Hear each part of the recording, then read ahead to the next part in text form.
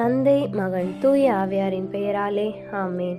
எங்கள் அன்பு தந்தையே இறைவா, புனித வாரத்தின் 5ஆம் நாளாகிய இன்று கடவுள் நம் மீது கொண்ட பேரன்பால் தன் ஒரே மகனை நமக்காக பலியாக்கிய நாளை நாம் நினைவு கூறுகின்றோம்.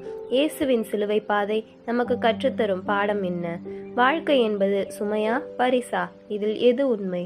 சிறு வயதிலிருந்து பள்ளிக்கூடத்திற்கு புத்தகங்களை சுமப்பது முதல் திருமணமாகி குழந்தைகளை சுமப்பது வரை மனிதனுக்கு எல்லாமே சுமையாக தோன்றுகிறது.